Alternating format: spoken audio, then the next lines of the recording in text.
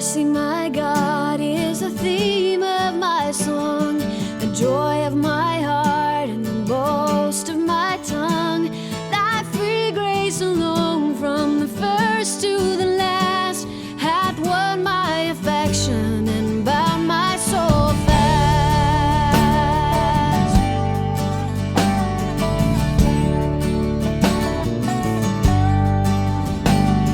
Without thy sweet mercy, I could not live here. Sin would reduce me to utter despair, but through thy free goodness my spirit's revived, and he that first made me still keeps me alive.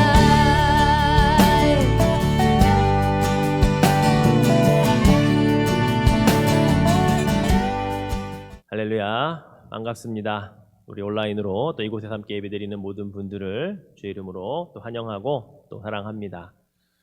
오늘은 지난주에 이어서 호세아서 6장 이제 4절부터 마지막 11절까지의 말씀을 가지고 함께 하나님이 원하시는 인애라고 하는 제목으로 말씀을 나누도록 하겠습니다. 가끔 뉴스를 듣다 보면 아름다운 이야기, 미담을 들을 때 참 따뜻해짐을 우리가 느낍니다. 그런데 요즘 우리에게 들려오는 뉴스의 대부분은 그렇지 못한 것 같아요. 코로나로 인한 확진자 수가 끊임없이 증가하고 있다고, 또 그로 인해 경제적인 상황이 계속 어려워진다고 하는 이런 뉴스들을 포함해서 전 세계적으로 자연재해로 인해서 홍수와 또 가뭄과 또 여러 가지 피해 상황들이 속속 우리들의 귀에 계속 들려오고 있습니다. 또 우리가 방금 기도했던 것처럼 우리가 살고 있는 이 포틀랜드가 지금 전 세계에서 가장 한 뉴스가 많이 나오는 지역이 되고 말았습니다. 50일 넘게 시위가 끊어지지 않고 있고 새벽녘까지 계속해서 포틀랜드 다운타운에서 시위대와 또 심지어 연방 정규군까지 투입이 되어서 이것을 막기 위한 여러 가지 긴장 고조에 대한 기사들이 연일 지금 전 세계 뉴스의 핫 토픽으로 올라오고 있는 것을 보게 되죠. 그래도 여러분에게 미담 한 가지를 소개해 드리려고 합니다. 지난 5월 25일 우리 미네소타주 미니애폴리스에서 경찰의 진압으로 인해 목숨을 잃었던 조지 플로이드 사건 이후에 전 미국적으로 사실은 블랙 라이브즈 매터라고 하는 흑인의 생명도 중요하다라고 하는 이 이슈를 가지고 전국 각지에서 사실은 데모와 여러 가지 시위들이 한창이었던 때의 이야기입니다. 뉴욕주 버펄로에 있는 곳에서 밤늦도록 역시 이곳도 경찰과 대치하던 시위들이 벌어졌고 약탈과 방화가 밤새도록 이루어졌다고 하죠.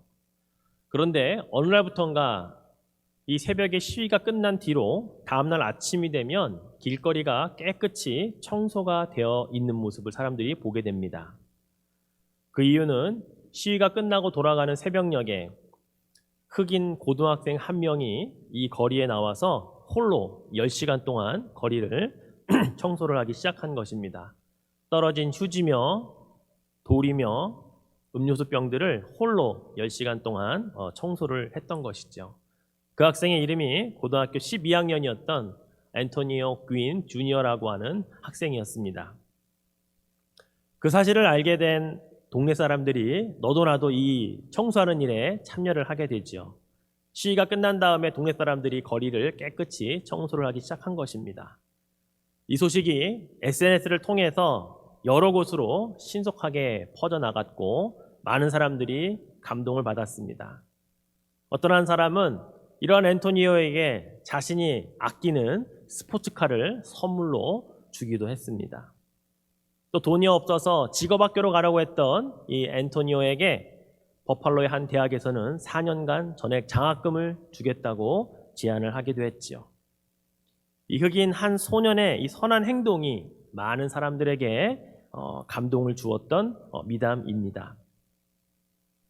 사실 이 이야기는 한 달 전쯤에 이미 기사가 되었던 내용입니다.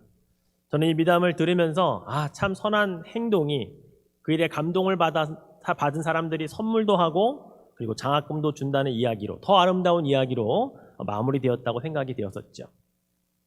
그런데 오늘 본문인 우리 호세아 6장 4절의 말씀을 읽으면서 조금 씁쓸한 마음이 들었습니다. 4절 말씀에 보면 에브라임아 내가 내게 어떻게 하랴 유다야 내가 내게 어떻게 하랴 너희의 인애가 아침 구름이나 쉬 없어지는 이슬 같도다 라는 본문을 읽으면서 그런 마음이 들었어요. 바로 인애라고 하는 단어 때문이었습니다. 너희의 인애라고 하는 단어 때문이죠. 히브리어로 이 인애라고 하는 단어는 헤세드라고 기록되어 있습니다. 선행이라는 말이고 친절이라는 말이고 충성, 은총, 자비, 사랑, 인애 여러 가지 단어로 우리말로 해석할 수 있는 단어입니다. goodness, mercy, love라고 하는 영어로도 표현할 수 있는 단어가 바로 헤세드라고 하는 이런 단어예요. 근데 여러분 과거에 아침에 일찍 일어나서 다른 사람들이 어지럽혀 놓은 쓰레기들을 남몰래 청소하는 일 분명 칭찬 들을 만한 일이었습니다. 그렇지만 지금처럼 감동받고 그 감동받은 것이 이곳저곳에 뉴스거리가 되고 그것 때문에 스포츠카가 선물로 들어오고 전액 장학금이 주어지는 일이 일어났다고 하는 것은 이 앤토니오라고 하는 학생의 행동을 칭찬받을 만한 행동을 폄하하는 것이 아니라 어느덧 우리가 살고 있는 이 시대에 작은 일에도 감동하게 되는 그런 시대가 되고 말았다라는 사실이죠. 왜요? 우리의 마음에 우리 모든 세상 사람들의 마음에 인애가 사라져 버렸기 때문은 아닐까라고 하는 그런 마음에서의 씁쓸함이었다는 것입니다. 오늘 하나님께서 우리에게 뭐라고 말씀하시냐면 너희의 인애가 아침 구름처럼 쉬 사라지는 이슬처럼 그렇게 없구나라고 우리에게 말씀하고 있거든요. 하나님의 선지자인 호세아를 통해서 북이스라엘의 대표격인 에브라임아라고 부르십니다. 남유다의 대표격인 유다야라고 부르십니다. 그러면서 뭐라고 말씀하시냐면 도대체 너희들을 내가 어떻게 하면 좋겠니? 너희들의 인애가 그렇게 쉽게 사라지고 마는데 내가 도대체 어떻게 할까라고 말씀을 하고 있는 본문이라는 거죠. 사실 여기서 말하는 인애, 이 헤세드라고 하는 단어는 두 가지를 다 포함합니다. 하나는 하나님을 향해 드릴 수 있는 우리의 믿음이고 사랑이고 신앙이라고도 볼 수 있습니다. 또한 우리들끼리 우리 사람들 사이에 나눌 수 있는 이웃사랑이요 섬김이요 봉사라고도 할 수 있는 것이 헤세드라고 하는 단어이죠. 그런데 이 두 가지가 다 쉽게 사라져버리고 없다라고 하나님이 말씀하고 있거든요. 아침 구름처럼 쉽게 사라지는 이슬처럼 사라져버리고 없는 그것에 대해서 하나님이 내가 도대체 어떻게 해야겠니? 너희들 마음에 이런 마음들이 없는데 내가 도대체 어떻게 하면 좋을까라고 하나님 말씀하고 있다는 거예요. 너무 빠르게 사라져버렸고 다시 회복하려고 하지 않는 바로 우리들을 향해 하나님이 말씀하고 있는 것은 아니냐는 것이죠. 그렇다면 도대체 북이스라엘을 포함한 남유다까지 어떻게 살았기에 어떤 삶을 살고 있었기에 하나님은 너희들의 인애가 그렇게 쉽게 사라져버리냐라고 말씀하고 있을까요? 실예로 오늘 본문 가운데 8절과 9절을 보면 이렇게 기록하고 있습니다. 길르앗은 악을 행하는 자의 고울이라 피 발자국으로 가득 찼도다. 강도 때가 사람을 기다림같이 제사장의 무리가 세겜길에서 살인하니 그들이 사악을 행하였느니라. 장소 두 군데가 나옵니다. 길르앗과 세겜. 이 두 장소가 언급되는데 이 두 장소는 어떤 곳이냐? 소위 도피성이라고 말하는 곳입니다. 여호수아서에 보면 도피성을 지정을 하는데 요단강을 기준으로 해서 좌우로 3개씩 그렇게 마련되어진 것이 도피성입니다. 그 가운데 세겜은 요단강 서쪽에 그리고 길르앗 아못은 요단강 동편에 세워진 도피성이죠. 도피성은 하나님께서 세워주신 바로 이 헤세드, 인애의 장소입니다. 사람이 부주의로 고의가 아니라 실수로 누군가를 죽였을 때 사실 사람을 죽이면 당신 살인 죽어야 하는 것이 마땅했지만 그러나 이 도피성으로 피해 갔다면 살 수 있었습니다. 목숨을 부지할 수 있는 그런 인애의 장소며 은혜의 장소였다는 것이죠. 하나님께서 우리 인간을 위해 만들어주신 바로 곳입니다. 그럼 언제까지 이 안에 살 수 있었을까요? 자기가 들어갔던 그 도피성 안에 대제사장이 살아있는 동안에 그 안에 머무를 수 있었습니다. 그 안에 있는 동안에는 그 누구도 그 사람을 해할 수가 없도록 했습니다. 그러면 그 대제사장이 죽으면 어떻게 될까요? 그러면 모든 죄를 용서받고 자기의 집으로 돌아갈 수 있는 그런 은혜의 장소였다는 것이죠. 이게 바로 헤세드입니다. 이게 바로 인애의 장소가 바로 도피성이었다는 것이에요. 그 대표적으로 세겜과 이 길르앗 라몬 이 두 가지 장소를 지금 말씀을 하고 계시는데 이곳이 어떻게 바뀌었다고요? 길르앗은 악을 행하는 고을이 되었고 피 발자국이 가득한 곳이 되었다라고 말하고 있습니다. 세겜은 이곳으로 목숨을 부지하고자 도망쳐오는 자들에게 제사장들이 마치 강도떼처럼 돌변해서 그들을 죽이는 일들을 하고 있다. 살인 청부업자가 되었다라고 이야기를 하고 있는 거예요. 도망온 자들을 돈을 받고 그들을 죽이는 살인 청부업자의 일을 제사장들이 하고 있다라고 말하고 있는 겁니다. 하나님으로부터 제사를 드릴 수 있는 직분을 받은 이 레위 지파가 이렇게 타락했으니 어느 곳에서 제사가 제대로 드려질 수 있었겠어요? 하나님의 이 자비, 하나님의 헤세드를 어떻게 볼 수가 있었겠냐고요. 다 쉽게 사라져버리고 없다라고 하시는 말씀이 어떤 의미인지 우리가 알 수 있다는 거죠. 그래서 10절 말씀에 보면 성전에서 일어나고 있는 그들의 죄악상을 더 자세하게 말씀을 하십니다. 내가 이스라엘 집에서 가증한 일을 보았나니 거기서 에브라임은 음행하였고 이스라엘은 더럽혀졌느니라. 여러분, 이스라엘의 집이 뭐예요? 하나님의 성전이에요. 그런데 하나님이 하나님의 성전이라고까지도 표현하고 싫으신가 봐요. 그냥 이스라엘의 집이라고 그렇게 말씀하고 있다고요. 이곳에서 이미 헤세드를 잃어버린, 타락해버린 레위인들이, 제사장들이 집리하는 그 제사가, 그 번제가 무슨 의미가 있었겠냐고요.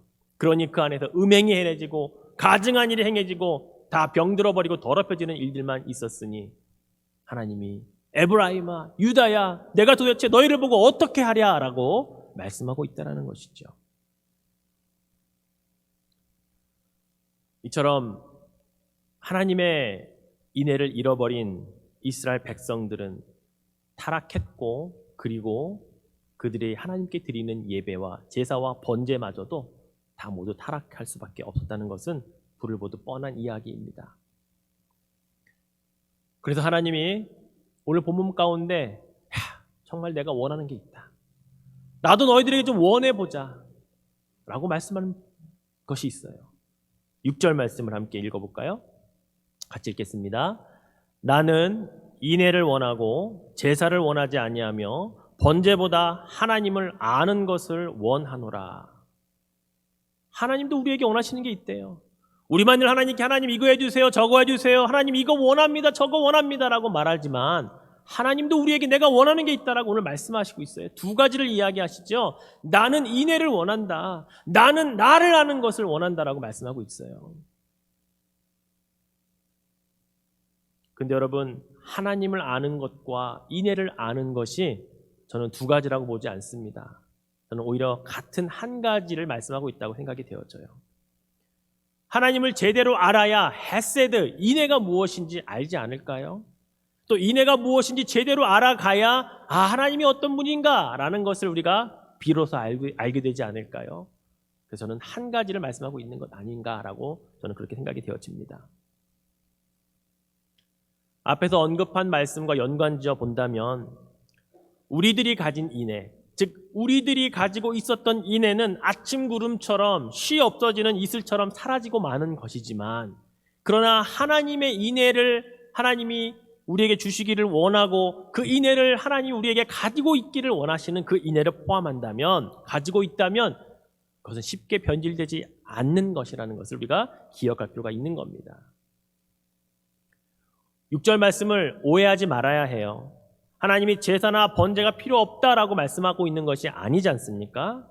그 어떤 제사도 그 어떤 번제도 하나님이 기뻐 받으시는 것이 되게 하려면 그 이전에 하나님께 예배하기 전에 하나님의 인애가 있어야 하고 그리고 예배하는 자가 하나님을 좀 알고 예배해야 된다라고 주님이 우리에게 말씀하고 있는 거죠. 예수님께서 산상수훈 가운데 이런 동일한 말씀을 우리에게 하셨습니다. 마태복음 5장 23절과 24절에 보니까 예물을 제단에 드리려다가 내 형제에게 원망 들을 만한 일이 문득 생각나면 그때는 예물을 제단 앞에 두고 먼저 가서 형제와 화목하고 그 후에 와서 예물을 드리라. 이렇게 예수님이 말씀하셨어요. 하나님을 바로 아는 자라면 하나님께 무엇을 먼저 드려야 하는 것인지를 알아야 된다는 거예요. 하나님의 형상으로 창조된 형제와 자매와 서로 화목하는 것, 그들에게 하나님의 인애를 먼저 베풀고 사랑하는 것, 이것이 먼저다라고 우리 가르쳐주고 있다는 거죠. 사랑하는 성도 여러분, 여러분은 하나님께 예배드리기 위해 무엇을 먼저 준비하십니까? 성전에 오셔서 기도하는 그 내용들은 무엇입니까? 예배드리기 전에 예수님 말씀처럼 내가 다른 누군가에게 가지고 있는 마음의 불편함, 미안함, 또는 죄스러움, 또는 안타까움, 분노, 화, 이런 것들을 하나님의 인애로 먼저 회복시키고 예배하고 계십니까? 이게 먼저 회복되어져야 하나님이 예배가 진짜 예배라고 말씀하고 있거든요. 아니면 마음의 형제자매에 대한 거리낌도 여전히 있고 미안함도 여전히 있고 상처 준 것도 여전히 있는데 그런 불편함을 가지고 그냥 앉아서 예배하고 있지는 않습니까? 만약 지금까지 그렇게 예배했다면 하나님을 잘 몰랐기 때문이라고 그렇게 변명하실 수밖에 없을 거예요. 하나님을 제대로 알았다면, 하나님을 알기에 힘써왔다면 인애와 용서와 사랑 없이 형제들과 화목함 없이 예배 드리러 와 앉아 있었던 이 모습이 얼마나 부끄럽고 하나님의 예배를 받으신 적이 한 번도 없었다라는 것을 알았지 않았을까요? 그래서 이스라엘 백성들에게 먼저 강력하게 요구한 것이 다른 것이 아니라 하나님을 힘써 알아야 된다라는 말씀이셨잖아요. 그러면 그것을 통해 인애가 무엇인지 알게 될 것이고, 그러면 그것으로 형제와 화목하고 사랑하고 용서한 후에 나와서 번제를 드리고 하나님 앞에 화목제를 드리고 모든 제사를 드릴 때 하나님이 기뻐 받으시는 예배가 될 것이다 라고 우리에게 가르쳐주고 있는 것입니다. 제사나 제물이 먼저가 아니라 번제를 통해 연기를 피우고 냄새를 아무리 진하게 풍겨도 경건의 모양은 있을지 모르지만 그 안에 하나님의 인애와 사랑이 없는 정말 그런 영혼이 드리는 예배는 하나님은 결코 받으실 수가 없기 때문이죠. 오늘 하나님께서는 이스라엘 백성들의 인애가 사라졌음을 한탄하시고 꾸짖으셨습니다. 그들에게 인애가 사라진 근본적인 이유는 계속해서 똑같이 말씀하시는 것, 하나님을 바로 알려고 힘쓰지 않았기 때문이다 라고 가르쳐 주셨죠. 노력하지 않았어요. 그냥 처음에 알았던 그 하나님으로 만족하고 살았다고요. 그래서 그냥 그대로 제사했고 그대로 번제 드렸고 예전처럼 그렇게 하면 되는 줄 그들은 알았을 것입니다. 그러나 하나님은 아니셨죠. 우리는 어떨까요?